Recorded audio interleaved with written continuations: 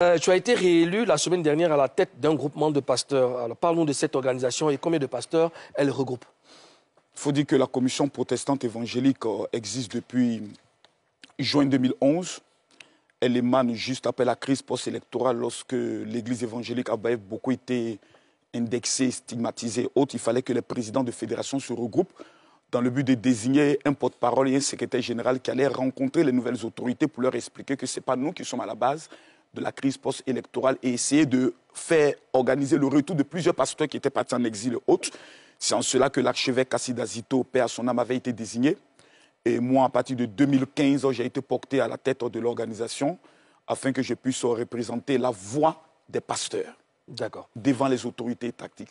Elle englobe aujourd'hui près de 10 350 pasteurs parce qu'à partir de 2012, la direction des cultes nous avait indiqué qu'il fallait connaître au moins le nombre de pasteurs qui existent sur l'ensemble du territoire. On avait l'annuaire des prêtres catholiques, on avait l'annuaire des imams, mais on n'avait pas l'annuaire des pasteurs et des églises d'origine africaine. Donc nous avons fait un travail très acharné pour identifier le maximum de pasteurs sur le terrain. Ça n'a pas été du tout facile parce que d'abord ça avait été taxé d'être une action politique. Il fallait expliquer aux pasteurs, les faire comprendre et autres.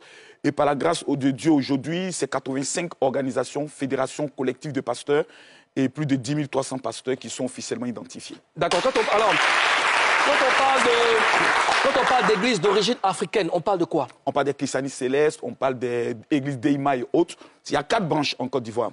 Il y a l'église catholique, il y a les musulmans, il y a les églises africaines et il y a les églises évangéliques. Donc voici les 4 grandes familles qui composent les religions en Côte d'Ivoire, qui représentent 85% de la population. D'accord. Alors on regarde quelques images de la cérémonie et on revient parler. On compte ensemble. On compte ensemble, s'il vous plaît. 1, 2, 3.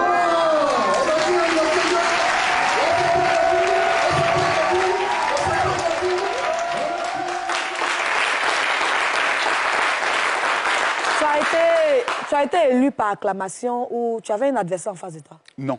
D'abord, il faut préciser une chose. Ce n'était pas une réélection. Parce que j'ai vu beaucoup de choses qui ont été dites sur les réseaux. Ce n'était pas une réélection, c'était la réunion de mon bureau. Tous les pasteurs présents composent le bureau élargi de la commission. Il y avait un problème sur une ordonnance du chef de l'État, une incompréhension au niveau des églises, et il fallait se retrouver. Et il y avait une motion de destitution qui était en place. De qui? De toi? De moi. Donc, la destitution est passée en mode avertissement avant destitution. Et dans notre programme, lorsque le conseil de discipline prend une motion, à cet instant précis, si c'est vous qui êtes concerné, vous n'êtes plus président à l'instant T. C'est-à-dire, à l'heure où on prend la décision, vous devez quitter votre poste, le siège de président, on vous juge, soit on vous rétablit, soit on vous démet. Qui gère le conseil de discipline? C'est un groupe de sages, ce sont les anciens des pères et qui sont aussi à la tête de certaines fédérations. Donc vous avez des organisations, des églises telles que l'église protestante méthodiste, qui sont c'est l'organe, je peux le dire, suprême. Ce sont des pères, ce sont des personnes qui, en 2015, m'avaient pratiquement porté, parce qu'il y avait eu des incompréhensions avec l'archevêque, c'est eux qui m'ont porté, donc c'est eux qui avaient le pouvoir de me retirer le titre de président, mais ils ont préféré, dans un premier temps, vu les enjeux qui sont là, et vu que c'est cette année aussi, je dois reposer ma candidature, ils ont décidé de me donner un avertissement, de me donner des motions, des choses qu'ils ne veulent plus voir, des conseils, et je pense que c'est par amour qu'ils ont pris le soin de le faire, et aussi par devoir de reconnaissance. Et quelles sont ces choses-là qu'ils ne veulent plus voir? Dans un premier temps, ils ne veulent plus me voir. On va y revenir. Non, tu maintiens ta question, on va y revenir. Alors, quels sont les objectifs que tu t'es fixés? Juste après? Qui t'ont été fixés par tes pairs? Bon, je pense que j'ai 4 objectifs. Numéro 1, ils ne discutent pas du fait que je suis un leader officiel sur les réseaux sociaux, mais que je peux utiliser ce leadership à bon escient. C'est-à-dire, je prends un exemple simple. Il y a un problème sur les terrains en Côte d'Ivoire. Et il y a un problème, par exemple, du Chété qui a fait, par exemple, un problème avec, comme je pourrais le dire, Suleiman Kamagaté. Entre ces 2 sujets généraux, selon toi, qu'est-ce qui est primordial pour le peuple de Côte d'Ivoire? Réponds. C'est le problème de terrain. Utilise ton leadership avec la carrure que tu as pour savoir parler et aussi avec le bon ton. Surtout sur les œuvres sociales. C'est là où on t'attend. Et surtout et principalement dans le ministère auquel Dieu t'a appelé. Ils veulent plus me voir engagé dans ce ministère. Mais tu pourrais aussi intervenir dans le problème avec Imra et Suleiman.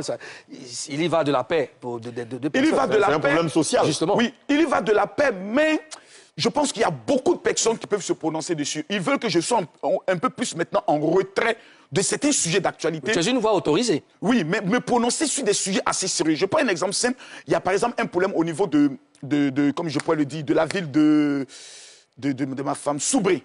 Vous savez qu'actuellement, il y a un problème, les gens parlent. Il y a même un influenceur actuellement qui s'est dit être en exil au niveau du Burkina. Oui, est-ce qu'il n'est pas un général, je pourrais le dire, assez adéquat que tu partes à Soubré, vois ce qui se passe exactement et interpeller dans le bon ton les autorités par rapport aux actions qui peuvent être menées à Soubré.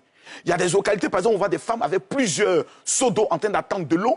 C'est des choses, par exemple, que le gouvernement n'est pas informé. Avec ton leadership, va dans ces endroits, pose le problème avec le bon ton pour que des choses puissent avancer. Il y a des femmes, par exemple, qui sont battues, qui traversent des moments difficiles.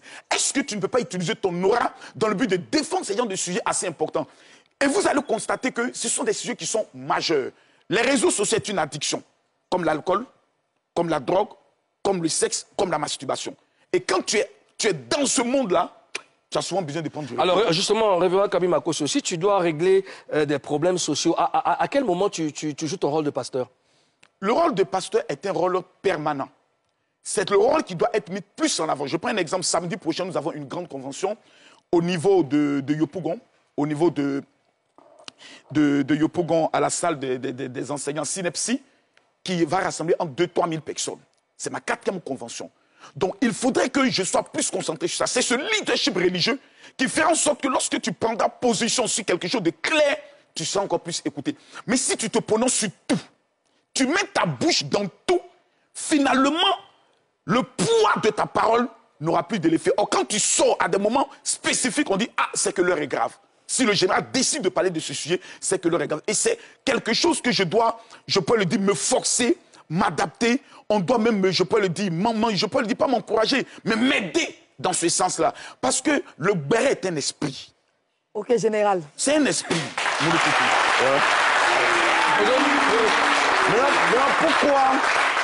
pourquoi tu dis que tu dois te forcer?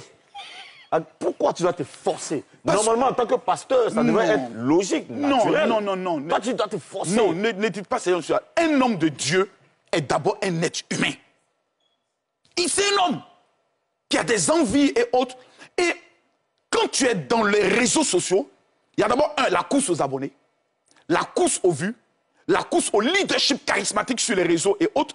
Et ça t'entraîne dans une spirale où lorsqu'il y a un sujet d'actualité, tu te dis, il faut que j'en parle pour avoir un maximum de vues et un maximum d'abonnés. C'est quelque chose, quand tu es acteur, tu le sais. Mais arrivé à cet moment donné, tu t'assois et puis on te rend compte que, est-ce que tu as encore besoin de ça? Tu as plus de 7 millions d'abonnés, tous réseaux confondus. Tu es mondialement connu. Est-ce que Makosso, au stade où il est arrivé, a besoin de lutter le leadership des vues avec des jeunes TikTokers qui sont en train de monter? La réponse doit être non. D'accord. Mimi? Alors, général, lors de la cérémonie, il y a des pasteurs qui t'ont dit la vérité, on regarde.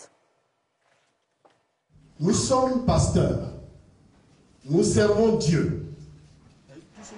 Et nous n'avons pas autre chose à faire que servir Dieu. Dans la vérité. Parce que le Dieu que nous prions, il est le chemin, la vérité et la vie. Amen. C'est pour cela que ce matin, avec votre permission et les membres statutaires, je demande au général de se déplacer de la table de séance. Mettez une chaise là pour lui. Nous tenons à vous exprimer notre désapprobation à votre prise de position et votre attitude sur les réseaux sociaux. Nous estimons que vous pouvez servir à des causes nobles, sans vulgarité, sans dispersement, sans arrogance et sans injure. Monsieur le révérend, nous, conseil de discipline, nous interdisons à compter de ce jour, article 1, de vous prononcer sur des buzz au sujet des sujets inutiles sans édification pour le peuple, la jeunesse et pour le corps de Christ. Article 2. De ne plus monter sur des panels live de TikTok d'où des personnes se prêtent à vous insulter.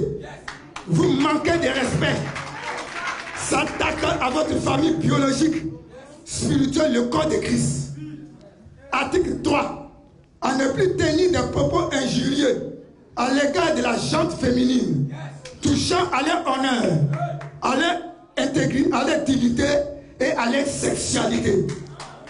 Article 4. À ne plus vous ingérer dans les débats politiques ayant une position ou un parti pris. Vous devez adopter une position impartiale à l'effet de carner et avoir l'attitude d'un leader religieux. Monsieur le Président, prenez ceci comme une mise en gaz, car en cas de violation de ces points énumérés qui ne sont pas exhaustifs, vous nous mettez dans l'obligation de procéder sans délai à votre destitution. Voilà. C'est sérieux, hein? Ouais, c'est sérieux. Révérend général Kabi Makosso, qui étaient ces deux personnes au micro tout à l'heure? Lui, c'est Déjà le monsieur en Domoro. En blanc, il est hein? le président du conseil de discipline. D'accord. Et lui, je n'ai pas son nom en mémoire, mais c'est le secrétaire général de la commission section Abobo. D'accord. Oui, il est le porte-parole du conseil de discipline. D'accord. Mimi? En ce moment-là, quand ils étaient en train de parler, je t'ai vu, ils t'ont donné la place, tu étais assis. Qu'est-ce qui s'est passé dans ta tête en ce moment-là? Dans ma tête, je ne suis plus président. Mais est-ce que tu étais sérieux? Est-ce que tu prenais ce Ah qu'ils non, non, attendez. Le jour où je meurs, ceux qui vont porter mon corps pour aller au cimetière, là, ce n'est pas les guérisseurs. C'est les pasteurs. C'est ma famille. Moi, je n'ai que eux. C'est mon dernier rempart. Donc, lorsqu'ils viennent en face de moi, ils n'ont pas peur de moi. Je ne suis pas le Dieu hôte. Ils me disent ce qu'il y a lieu de dire parce qu'ils m'ont expliqué après que, par ta faute, lorsqu'on est sur le terrain, même pour convaincre des pasteurs à nous rejoindre, ils ne veulent pas venir à cause de toi. Tu nous mets en difficulté. Il suffit même qu'on dise qu'on est dans l'organisation avec Makosso. On est souvent victime de moqueries et autres. On ne veut plus de ça. Et à un moment donné, tu n'es pas fou. Tu ne vas pas prendre maintenant les excuses. Non, j'ai perdu ma femme. Oh non, ce n'est plus des arguments. Ça fait 5 ans. Ressaisis-toi. Tu n'es pas un enfant. Donc je le prends avec tout le cœur. Et c'est quelque chose dont je bénis Dieu. Parce que j'ai été 2 fois en Israël en début d'année. Et ma plus grande prière, je dis à Dieu, donne-moi un nouveau cœur. Donne-moi un nouveau esprit. Parce que tu vois tes enfants souvent qui ont souffert de tes prises de position. Tu vois souvent des enfants qui t'ont manqué de respect sur les réseaux. Tu te dis, pourquoi aujourd'hui tout ça? Et quand cela arrive, tu te dis, c'est Dieu qui veut te donner une seconde chance. Mets-toi